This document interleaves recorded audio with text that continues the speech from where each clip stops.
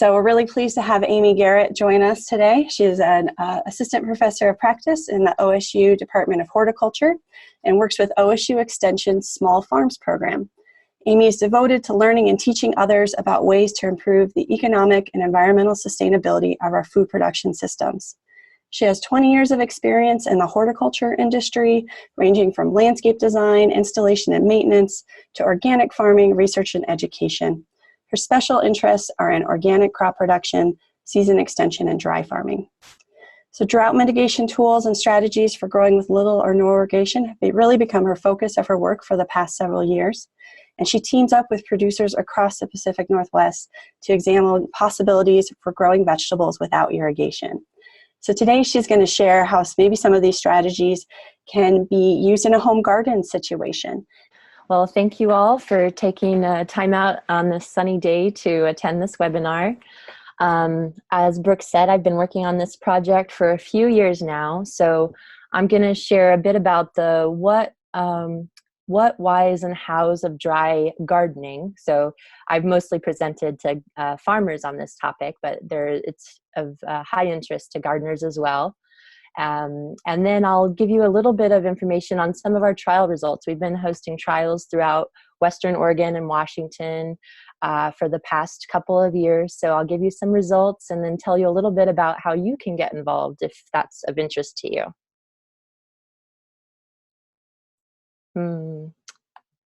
There we go. Okay.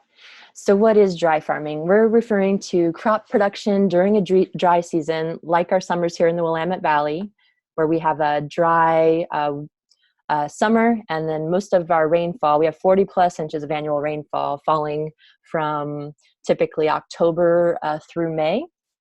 So we're utilizing a suite of practices that I'll tell you a bit about to conserve that residual moisture from our winter rain for summer crop growth rather than relying on supplemental irrigation.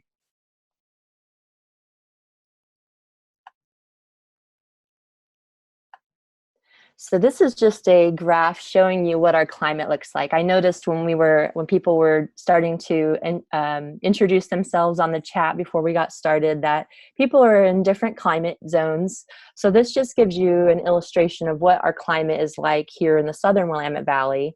The blue bars are our precipitation, and then the lines there, the gray wave there, is our temperature. So you can see in those summer months, May through, or June through September really, we have very little rainfall, but that coincides with our period of higher temperatures when we can grow a lot of our summer crop like tomatoes, squash, melon, zucchini. And this is a little illustration, given that people are attending this webinar from other places. So we have this warm summer Mediterranean climate. And there's other areas in the world, such as the Mediterranean. You can see down there in South America, like the central coast of Chile, and there's other parts down there in the tips of Australia. So we're not the only place in the world with this climate.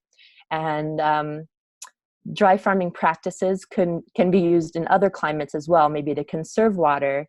But we have a unique situation in our climate where we have a lot of annual rainfall, not falling during the summer, and we'll talk more about why that works or how that works. So why dry farm? I imagine a lot of you have various reasons that you attended this webinar, but a lot of people in our area and really throughout the world are having a challenge with water. That picture there on the top right of your screen is of the Columbia Gorge in 2015 when we had a big drought. So a lot of farmers that I work with in the Willamette Valley had their irrigation cut off by the water master, some as early as June. And these are vegetable growers who are used to irrigating throughout the growing season. And I imagine in the gardening setting, if you're on city water, your water bill probably on a regular skyrockets in August, and maybe especially so in a drought year like 2015.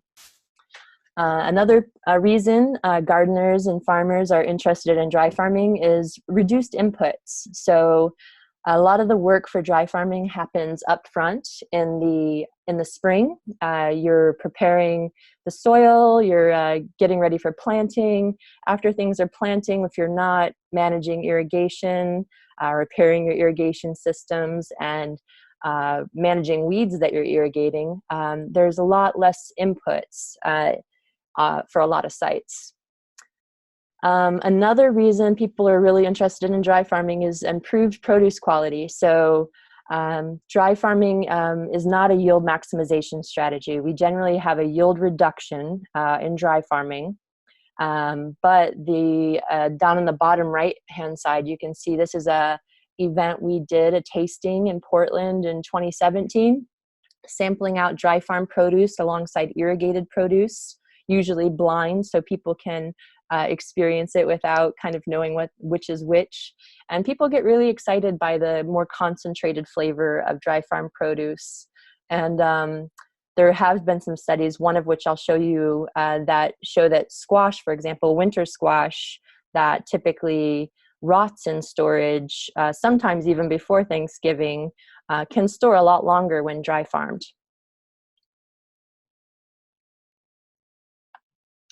So some of the work that we've done so far, when I first heard about dry farming back in 2014, I started doing case studies of people that have been dry farming, in some cases 40 years or more. I went down to California, visited with a farmer in the southern Willamette Valley who learned from Italian immigrants.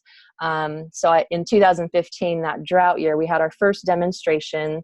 These photos you see are some snapshots from our field days that we've hosted the past couple of years, where we do tastings.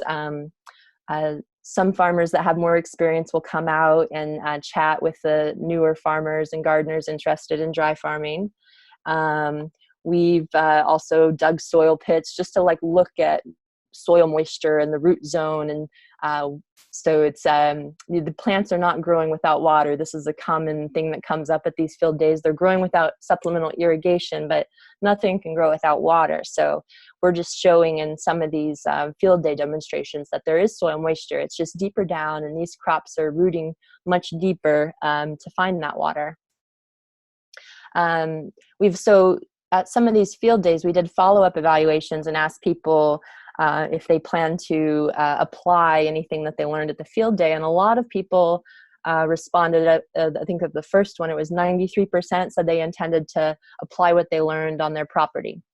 So that's where a lot of our participatory research efforts have come from, and I'll tell you more about that in a little bit. And when I first started looking for information on dry farming techniques, I had a hard time finding a lot. I mean, there's been some books written. For example, Steve Solomon is a gardener and author. He's originally from, I think, the Maritime Pacific Northwest, but he has written some books on or mentioned dry farming in some of his books, and so has Carol Deppy, a plant breeder and author in this area. And then there's some stuff from the early 1920s. I have an extension publication that I'll share with you at the end that you can, it's free and available online, where some of these resources are mentioned. But it's been another goal of mine to start to build a resource hub for this information, so people don't have to look like I did when I first set out on this path. So how does dry farming work? So site assessment and selection are really important. Knowing your soil. So soil depth and water holding characteristics. So soil with good water holding capacity that doesn't have maybe gravel or some restrictive feature a foot or two down. So good deep soil with good water holding characteristics is a great place to start. Proximity to other plants is another important thing to consider. If you have your garden next door or right adjacent to a large tree, as you may be able to imagine, the tree roots are going to extend out a great deal further from the trunk of that tree. And really any other plants, whether they be weeds or trees adjacent to your garden plot, are going to be competing with your summer crops for that water stored in the soil if you're not applying irrigation. So really thinking about, since we're designing and dry farming around our limiting resource, which is water, really thinking about where that water is going, because we're really trying to conserve that for the summer crops that we're growing. Slope and aspect also may affect how suitable a site is. If you're on a steeper slope or a hillside, you might have a thinner soil. And north slope versus the south slope, it's going to have a different evaporation or evapotranspiration from your plants.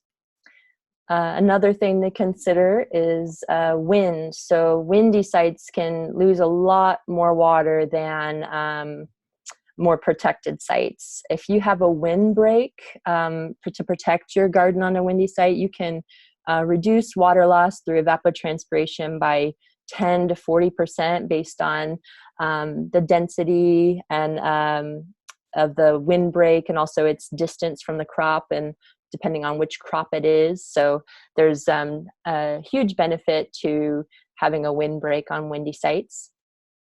And if you're assessing on your property where you might want to have a dry garden, you can use plants as indicators. Something you can do, or maybe have already done, is notice in August in the Willamette Valley, where we haven't had rain for several months by the time late August rolls around, and maybe there's some plants on a certain area of your property where it's still green and lush. Maybe it's the Himalayan blackberries in the back corner there, but what the plants are looking like in late August, or where things are still green and lush, might be telling you where you have a deep soil with good water holding characteristics, or maybe a high water table that plants can still access moisture late in the growing season. This picture here right to the right is Andy Gallagher and a couple of students working with him. Andy's a soil scientist, and he's been working with us on a site suitability study with Alex Stone, pulling these 5-foot soil cores at various sites. And at this particular site in Philomath, Oregon, when we pulled this soil core, the water table was just about 3 feet below the ground. So we planted those tomatoes were pretty big when we put them in the ground a few days before, and we were planting them about a foot deep because they were so big. And so those tomato roots were just about 1.5 feet or 2 feet away from the water table. So that's another unique thing about some sites. Some sites have a high water table. Soil and bed preparation are also really important when we're dry gardening or dry farming. So starting early is key when there's still moisture in the soil. So we don't wait till the soil dries completely down to get started with preparation and amendments, but we don't want to start when it's too wet either. And this timing piece is a dance, and it's often the most a tricky thing, I think, for new dry farmers to get the hang of. So when I first started doing this, I was I've only been doing this for 4 years, applying these practices that I've learned through these case studies on the ground, and timing is still a challenge, honestly. I just, today is April 30th, and I just turned in our cover crop on one of our sites yesterday. So this year was pretty wet, late start. Amendments on a lot of the sites I manage, we're planting a cover crop, but also lime. So lime was required on several of the sites I manage, and on most soil types in the Willamette Valley. So I applied that lime when I seeded the cover crop in October, first week of October last year. But amending, a lot of dry farmers recommend not amending at time of planting, which is typical of irrigated gardens. So sometimes you'll dig your hole for your tomato, throw the fertilizer in there, and then walk away. But amending in the hole at time of planting, as the soil dries down in dry farming, any water soluble nutrients that require that are mobile in the soil, as the soil dries down, they won't be plant available. So some farmers talk about a concern for burning the plant roots if you apply a high nitrogen fertilizer at time of planting and then the soil dries out. But then there's also maybe a risk of those nutrients not really being available, since dry farming crops are rooting much deeper. That would be a great, haven't done a lot of research on this. Actually, we haven't really done any research on dry farming organic vegetables, best practices for nutrient management. So there's a lot of work to do here, but those are just a couple considerations. Organic matter greatly increases soil water holding capacity. So whether that be compost or cover crops or manure, whatever your sources are of organic matter, it's important to know that organic matter just increases soil water holding capacity. Carol Deppe, in her book, The Resilient Gardener, mentions that raised beds dry out faster than level beds, and level beds dry out faster than sunken beds. I have not done any research with sunken beds, but there's a huge opportunity for gardeners to maybe experiment with this concept a little bit. Or if you're on a really wet site that has a heavier soil, maybe a raised bed would actually be better just to get things started. As you'll kind of recognize throughout this presentation, there's not a one-size-fits-all approach to dry gardening. There's a lot of practices that I'm going over now that support dry farming, but what works on a particular site will really be site dependent. That's, I think, why we're doing a lot of participatory research with multiple growers. We learn a lot more this way, because if I were only doing research in one area and then sharing with you those results, that wouldn't tell you as much as trying this on multiple sites and really having your hands in it from the ground up.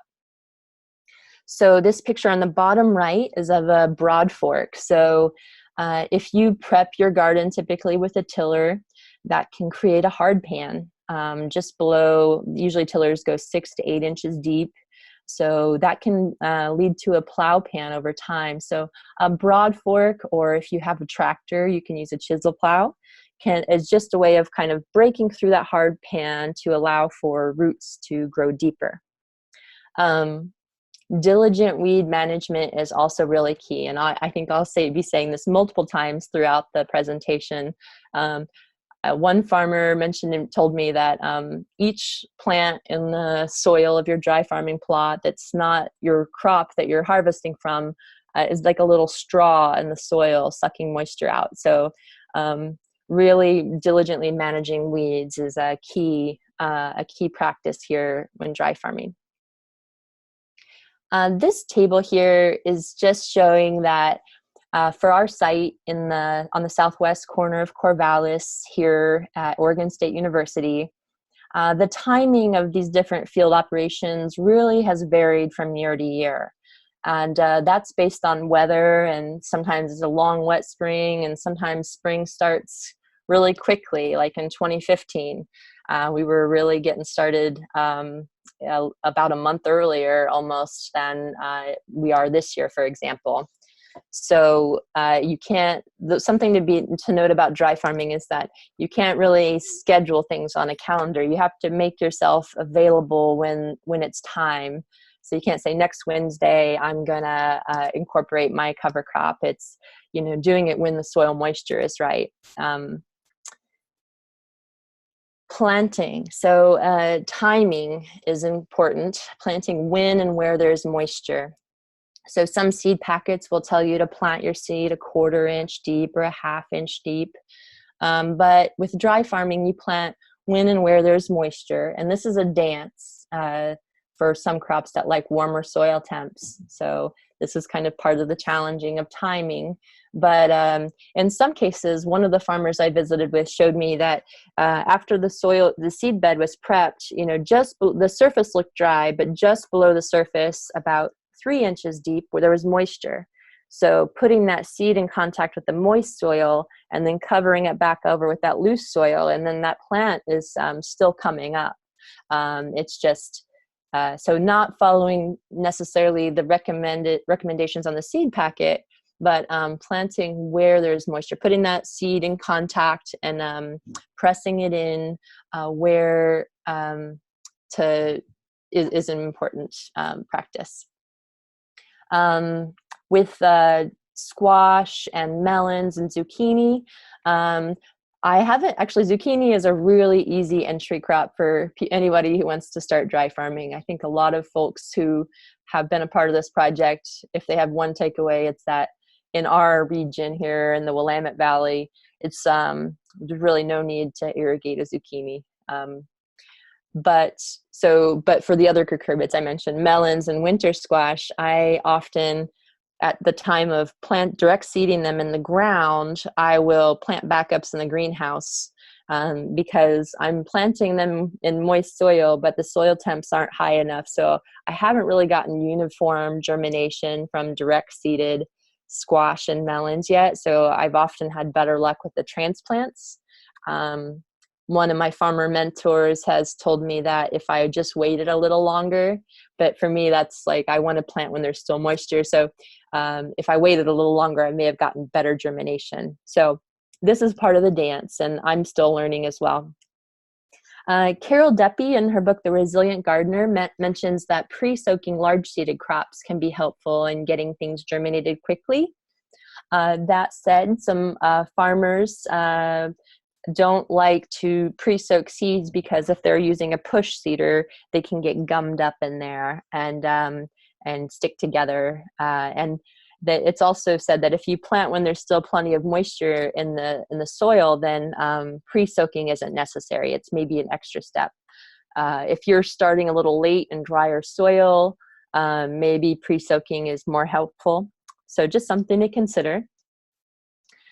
For planting density, dry farming requires a much lower planting density, or less plants per area.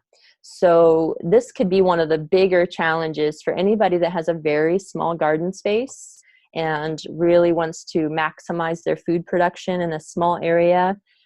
Dry farming or dry gardening is not maybe the best fit. So for people that have a little bit more space and a deep soil with good water holding characteristics, maybe an area that you can't really get irrigation to, or maybe you're in an area where the well runs dry sometimes. And so dry farming might make more sense for people that have a little more space or that aren't really concerned about getting as much food as they can out of a very small space. Seed soil contact I mentioned briefly, but whenever we're planting seeds or like tomatoes in this picture up here, we kind of press in right around the seed or the transplant, and that creates good seed soil contact for seed germination, but also it helps create some capillary action and bring moisture to the surface.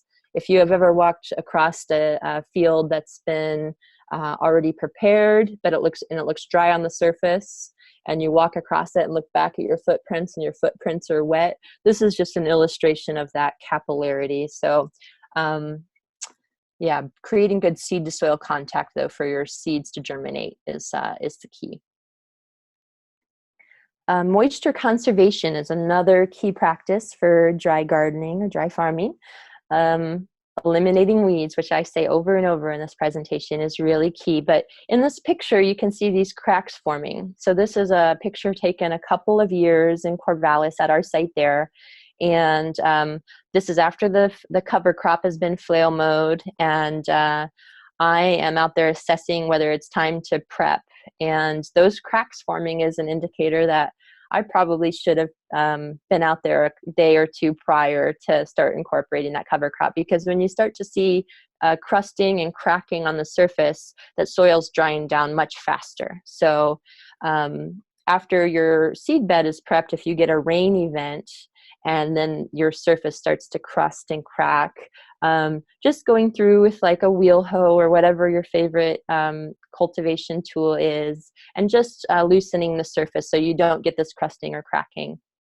But on a gardening scale, I think there's an opportunity to do some experimentation with different types of mulch. I know one of the farmers I work with on an area where he has a lot of bindweed pressure. So bindweed and Canada thistle are both perennial weeds, which don't mind dry farming at all. We typically see a reduction in annual weeds, but perennial weeds with deep roots seem to love dry farming. So to combat his bindweed problem, he prepped his ground as usual and then rolled out some weed fabric and then poked holes where he was planting his melons. And that prevented the bindweed from taking over his melon plot, for example. There are examples online that some gardeners have shared with me of people doing some different deep mulching techniques. We haven't done any research on that yet in this project, but there's a video out there, I think, on YouTube called Back to Eden, and that's of a gentleman doing some deep wood chip mulches. And there's a huge interest within the Dry Farming Collaborative that I'll tell you about in a few moments to research low and no-till approaches. So yeah, that's an area where it'd be really interesting to further our work. But a couple of things to keep in mind with mulches is that you have a cooler soil temperature there typically underneath the mulch. And if you're direct seeding crops, ones that like warmer soil temperatures like the melons and the winter squash that I mentioned before, you might be impacting your germination with that cool soil temp. And something that I discovered at one of my sites is we had some weed fabric down between the rows, and after a couple of years that created vole habitat. So the voles were protected from birds of prey. And so underneath this weed fabric, which I finally took up in the fall this past year because the population was just exploding, and they feasted on melons last year. I think they took a bite out of every melon even. So something to keep in mind with every management practice. So these are all different approaches or techniques that we can add to our toolbox. But with most management practices, there's a trade-off. So just figuring out which one is going to work best for us on our particular site. So crop selection, when I was doing case studies with dry farmers and looking at what crops and practices they were using, these were the crops I was typically seeing listed here. Notice that, lettuce isn't on the list. I didn't really see any dry farmed lettuce.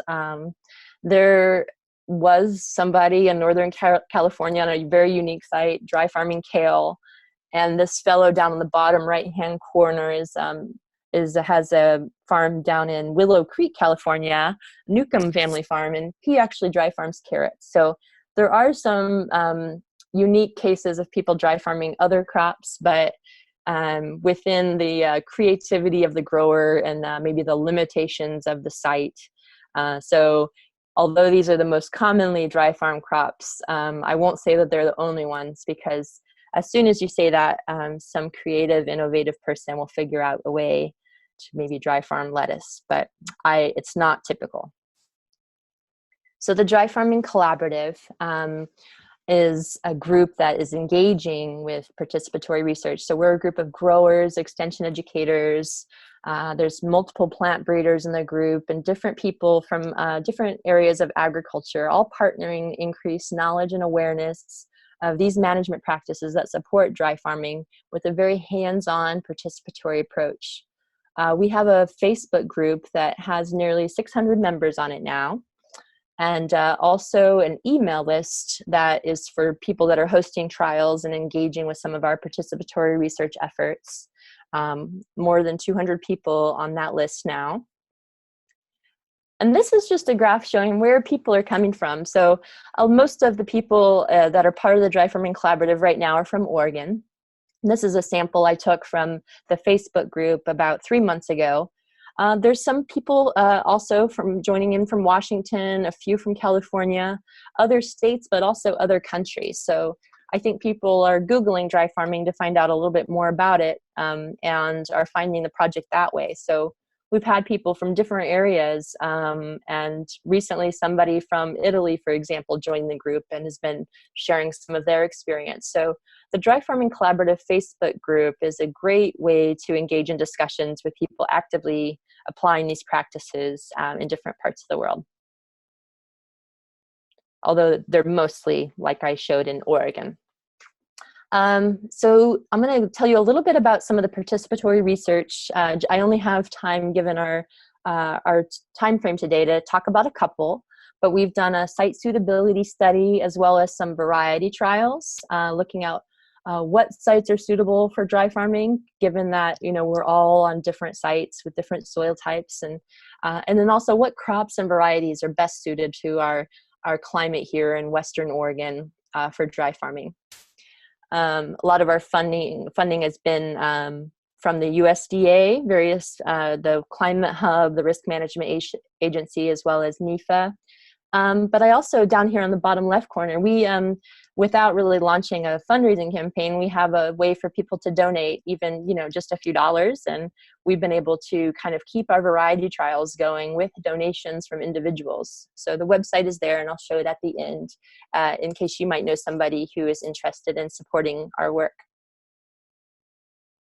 So I'm just going to give you a snapshot from the site suitability study. So I'm not going to go into a great deal of depth about all the details of Andy Gallagher and Alex Stone's work on this, but they did have funding to work on this project last year, and they just got some new funding to continue that work this year with the Dry Farming Collaborative. And they had 30 sites involved in this project last year. I'm not sure how many they're going to be including this year. But they were pulling 5-foot soil cores at 30 different sites last year.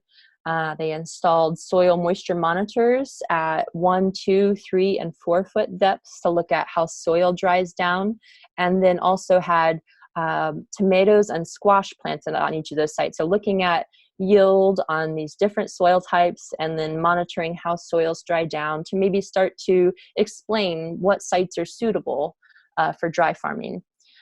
So at the end of their 1-hour presentation, they shared these next 2 slides with what you can do to maybe improve your dry farm site suitability. So really, some of it's just reiterating what I've said before, but understanding your site. And really, like, especially the soil, you can dig a hole, or like I mentioned, those 5-foot soil cores, but understanding what your plant roots are going to be experiencing at a deeper depth. Looking at your overall farm layout and microclimates, like really over the period of a calendar year, but I particularly think that July, August are particularly interesting for the crops we've been focusing on, because they've been growing without supplemental irrigation for a few months at that point. So that can tell you a lot. Something else that they noted is so correcting nutrient deficiencies and having optimal pH for vegetables, which is around neutral pH, so about 6.5 to 7.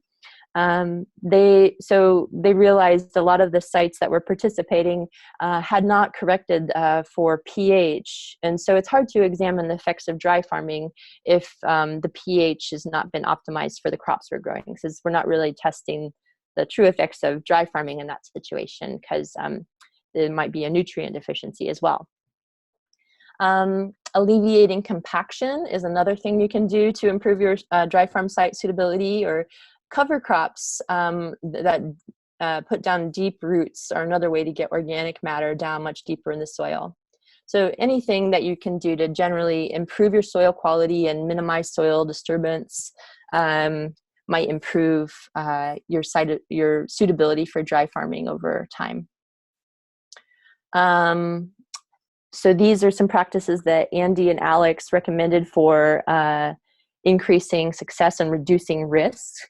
So adjusting your cover crop or green manure kill date. So a lot of irrigated vegetable projects I've been involved with, we let our cover crop get pretty big, like sometimes chest or shoulder height, and that's to maximize nitrogen contribution from a legume, for example.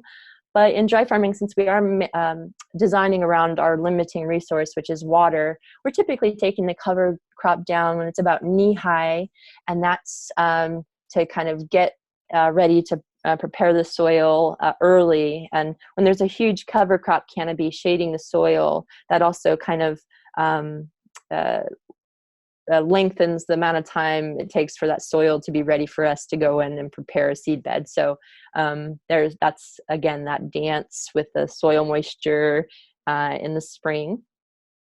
Really cultivating to reduce weed competition. I hope that's one message that is really redundant through this whole presentation, but it's really important because weeds do transpire water as well.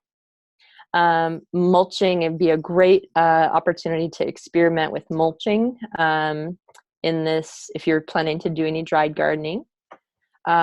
Another thing, and it's not really, a lot of people talk about what is a hybrid approach. You know, it's either to dry garden or not to dry garden, but using drip irrigation at critical crop development stages, if you do have access to irrigation, could be an approach you could take. For example, if you're planting when there's plenty of moisture, but then your crop starts to set fruit in July, maybe you do an irrigation or two that's strategic with the development of that crop, and then cut off irrigation at the end. So there might be some opportunities to reduce water use. And a lot of people that have been engaged in the participatory research have noted that, although they may not be intending to dry farm all their crops, they are gaining awareness around the fact that they're over irrigating in some situations by monitoring their soil moisture and seeing the crop effects.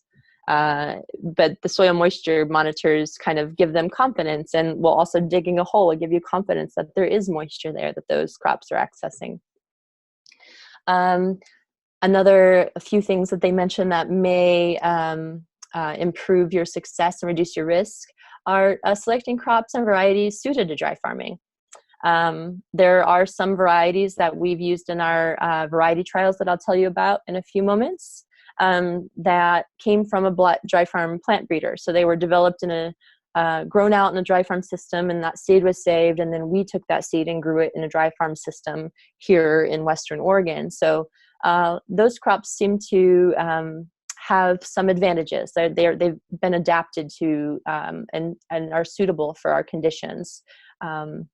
So there's some work there that we can do in developing more dry farm varieties specific to our area, which is a little cooler than California, where some of these came from. Seed Revolution Now was the seed source for some of those varieties. Manipulating plant density. So in order to dial in the right planting density for your dry garden plot, you might do a density trial, because we generally start off with about double the space that you would in an irrigated situation. But if you have a really deep soil with high organic matter and good water holding characteristics, then you might be able to get away with a tighter spacing. So you could maybe try 2 or 3 different densities to really dial that in on your specific location. And if you want to plant earlier, another thing they suggest is maybe using season extension. So if you want to plant your tomatoes right now, when there's still a possibility for frost, you could plant them and maybe use like a low tunnel or some row cover to get them early when there's still plenty of moisture, but protect them from frost. So some opportunities there. So there's been multiple variety trials that I'm not going to have time to go into a great deal of depth, but Alex Stone and Jenny Wetzel have done some dry and irrigated winter squash trials. And then I'm going to tell you a little bit about the Dry Farming Collaborative variety trials we've done with multiple crops since 2016 in a few slides. I don't have Jared Zeistro here, the last one mentioned, Tomato and Corn with the Organic Seed Alliance, did variety trials with 100 varieties of tomato and I think 30 varieties of sweet corn last year. And that report's not out as far as I know, but we'll share that on our website that I'll show you at the end once that becomes available. So there's a lot more work that's being done on this. It seems more and more. So for Alex Stone and Jenny Wetzel's winter squash work, I'm just giving you a snapshot from their 1-hour presentation, but these are the varieties that they recommended for dryland production in the Willamette Valley. So that's taking into consideration yield, storage, and soil-borne disease resistance, as well as culinary attributes. This one on the top left, the North Georgia Candy Roaster, see that's a giant kind of banana-looking squash, is one that we included in our variety trials and one that has stood out with the highest yield alongside other winter squash, just to note that one. And this is a graph illustrating the yield at harvest. So right out of the field, these are the dryland squash yield across 3 sites that Alex and Jenny put together. So you can see Small Wonder has huge, it was definitely higher yielding than some of the other ones. And apparently that's a small spaghetti squash. So Small Wonder or Georgia Candy Roaster, those might be a couple. If you're just getting started and want to try some dry farmed winter squash, those could be a couple varieties you might try to start with. I also really liked Winter Sweet and Stella Blue, but I'll tell you more about those in just a second.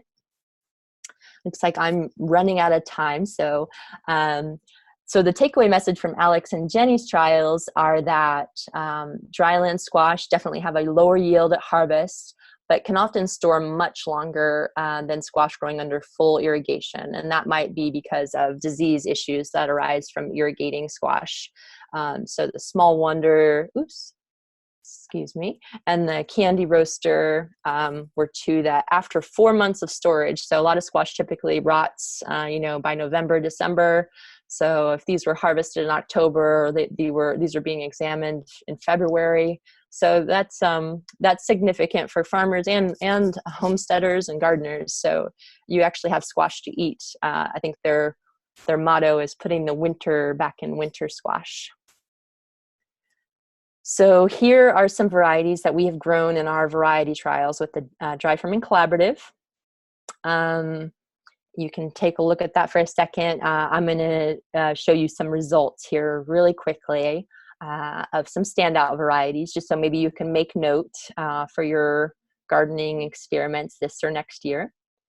So Melon, so this gives you, start to visualizing the space. In the bottom right here, this is what like a 5 foot by 5 foot by 20 foot plot looked like for melons. It was just 3 plants. So the configurations in these diagrams I have were based on row crops, since we were working mostly with farmers, but just 3 plants per 100 square feet, however that might look in your garden. Could be in a triangle configuration. But Christmas watermelon was one that stood out, and that is a dry farm variety from Seed Revolution Now. Desert King is another one.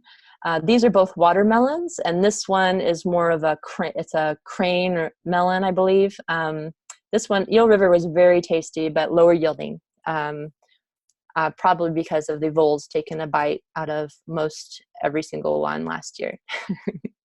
And by the way, these yield results are averaged across the sites who hosted them. Zucchini, we did about 4 zucchini per 100 square feet. And like I said before, all these zucchini did really well. Dark Star is a dry farm variety and has stood out, but really all these zucchini did really well. We're planting them in May, and then they start producing in July, and they crank zucchini out until September, really without anything. So if you're wanting to try dry farming, maybe try a couple zucchini plants to start. Winter squash, here are a few varieties we included across sites. As I mentioned before, that it's not pictured up here, but that large banana looking squash before was one of the highest yielders. For squash too, we had about 3 plants. We had 3 plants per 100 square feet. So this is one replication on one site. If there were 13 different sites doing 3 squash at this configuration, we counted those as replications as we kind of compile our results and make these graphs here for you to see averaged across sites. Stella Blue is this variety here. That is a dry farm variety. Some field corn. Here's open oak party mix was one of the highest yielders, but and corn, we had about 25 plants per 100 square feet. And Papa's Red was also a standout variety. It doesn't look like it's in this graph like it showed to be the highest yielding, but it definitely seemed to, as it ran out of resources, ripen the ears it had on the plant versus try to make bigger plants with more immature ears. So characteristics to look for. We had a minimum of 3 rows like this for pollination. Here's some dry bean varieties we grew. Whipple was a standout variety. We did 50 beans per 100 square feet for dry beans. Tomatoes, Early Girl was a standout variety. By the way, all the varieties we chose were selected by the Dry Farming Collaborative and had some history of being dry farmed successfully by somebody. For tomatoes, blossom end rot resistance is important because dry farm tomatoes can get a lot of blossom end rot, but Early Girl is a variety that seems to be somewhat resistant to that, which is why I think its yield shows so high. I did about 5 plants. We did 5 to 6 plants per 100 square feet, depending on the site. And I just wanted to give you a snapshot of this. For each one of these bars represents the yield from 5 tomato plants. And I just wanted to illustrate here this is 3 different varieties: Dirty Girl, Early Girl, and Perfect Rogue.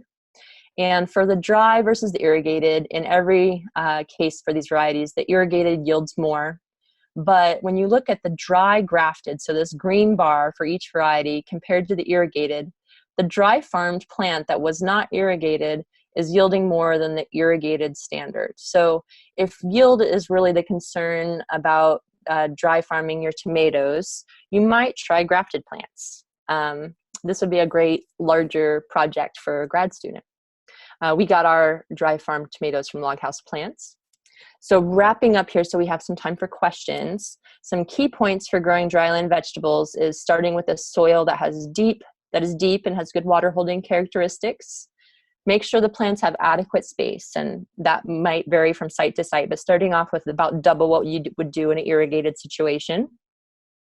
Really starting with soil that's fully saturated to a considerable depth going into the growing season, not waiting till it's all dry to get started, because that would really lessen your likelihood of success.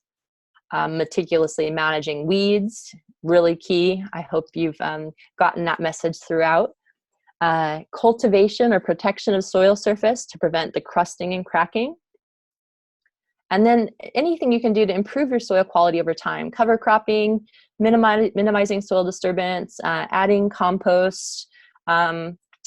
Improving soil quality really improves soil water holding capacity, and I think our success over time with dry farming.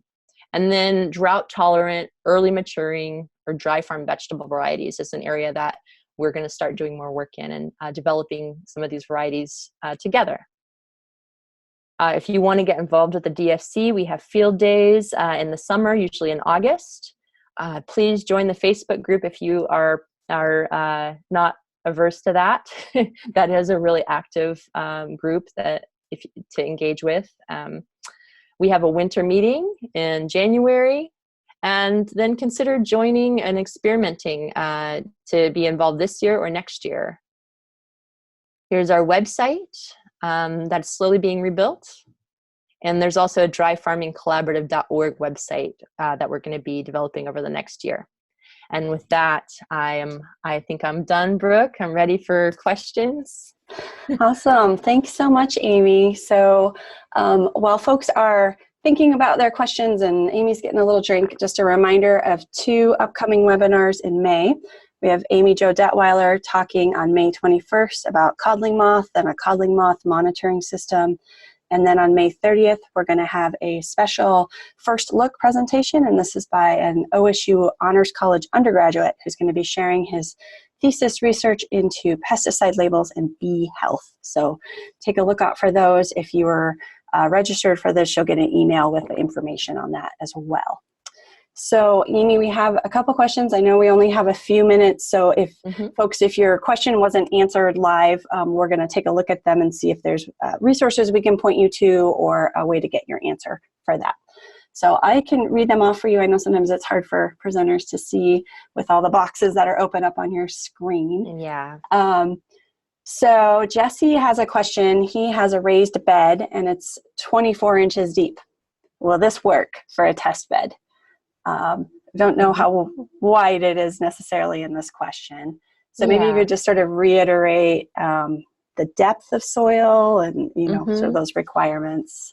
So something just to keep in mind for raised beds is that they dry out faster than level beds and sunken beds. So I wouldn't say that it's not going to work, but raised beds are going to dry out faster. So that's really important for water conservation is minimizing water loss so that you can have it when your plants start setting fruit. So I wouldn't say that you can't do it, but I'd say it's not ideal. Yeah. So it might be not a completely dry, but a lower water. Like you were saying that a lot of the home gardeners, just because of the space that they have, they can use some of these concepts and maybe reduce their overall irrigation. Absolutely. So, yeah. Yeah. So John has a question going back to when you were talking about you're planting the seeds deeper than the recommendation on the packet. And so do you then go back in and like you had I think your example was that the water level, the moisture level was like 3 inches down. Do you go back in then, plant your seeds in good contact and then put 3 inches of soil back? Or do you sort of leave a little, how do you do that? Yeah. So when I walked through with a farmer and he was showing me his approach, so the soil, it's been tilled and the seed bed has been prepped. So then he just kind of showed me where the moisture was. So he was just putting the the seed in contact, just sitting on top of that moist soil, and then just covering it back with the loose soil. So it wasn't compacted soil on top of that seed. It was loose soil that the seedling was coming up through. So it was covered up. It wasn't exposed, but the seed itself, I think the important concept there is that the seed is in contact with moist soil, not just kind of in contact with dry soil. Great. A couple questions on cover crops. You had mentioned using cover crops. So Nick had a question about like what's the ideal cover crop or the mix. Kathleen was interested in like deep-rooted cover crops. Do you have any recommendations at this point? Yeah. So the cover crops, a lot of folks are making sure there's a legume in the mix. So I really like in our area in the Willamette Valley to use crimson clover. And I've used a variety of things, crimson clover, fava beans. I usually incorporate a cereal in the mix, just maybe this past year is a cereal rye. But some farmers that are really starting early, one that's been dry farming for 40 plus years, just uses crimson clover. So what you have or what you use might be based on what you have available. And I've used a variety of things, but making sure you have a legume in the mix, I think, is good for soil fertility.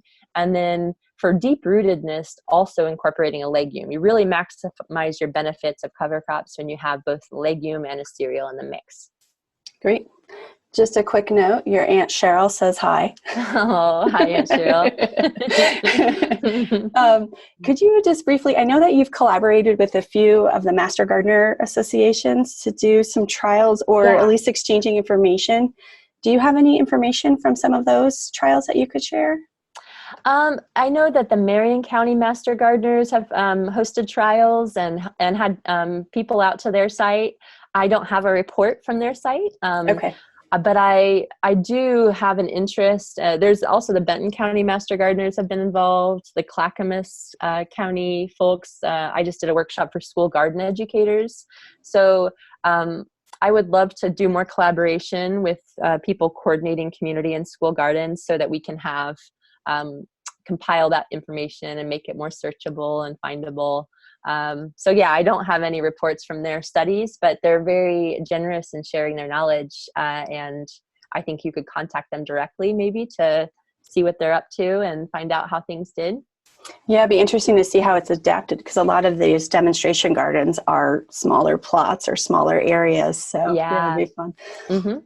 A couple questions about mulching. And so I know you said that there might be more research that needs to be done. Mm-hmm.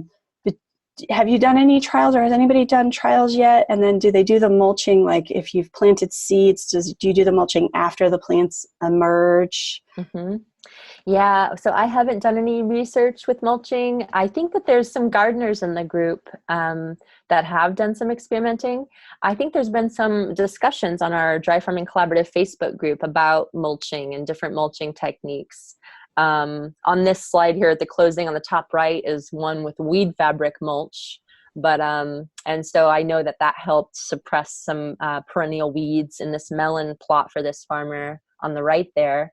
But yeah, there's a lot of, this would be a great area to experiment with in your garden. Try some different mulches and maybe monitor soil temperature and see how something does planted in a mulched and unmulched plot based on what you have available, whether that be straw or wood chips.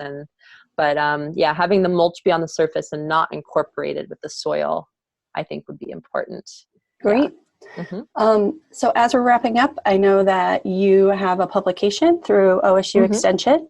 And so we'll make sure to send that out if folks want to look at it. It is for farming vegetables, but there might be some tidbits that our gardeners can use. Yes. And then folks are always interested in the types of, like, finding the seeds. So you've mentioned all these great varieties. Mm-hmm. Are there places yet that they can find seeds, or should they maybe go to the Dry Farming Collaborative once it's... Yeah, so the dryfarmingcollaborative.org website, we have our variety trial results on there currently. And at the bottom of that page, I think Lucas Niebert, one of my collaborators, has created a list of some of the varieties that have been used and mentioned, and also their seed source. And we'll be updating that as time goes on. But yeah, we'll make things available. We're going to be doing some participatory plant breeding efforts and selection, and I'll plan on making the stuff that I'm working on available. I'm working on some dry beans. So yeah, I think we'll start seeing more available over time. There's multiple plant breeders and seed companies kind of catching on that this is a huge interest. So fingers crossed, I'm hoping that we'll start seeing a lot more dry farmed varieties available that are adapted to these conditions over time. Awesome. So this has really been exciting. It's always fun to sort of get a peek into this research that's just happening right now, right? Like these varieties are being developed and identified and all of this. So I really appreciate you taking the time, and everyone watching will send out their recording. And then Amy mentioned quite a few different resources. So we'll pull those links so that you'll have all of that information. And thank you so much. We can't hear us clapping, but I'm sure they're all clapping. So Thank you. All right. Thanks, everyone. Bye-bye. See you next time. Bye.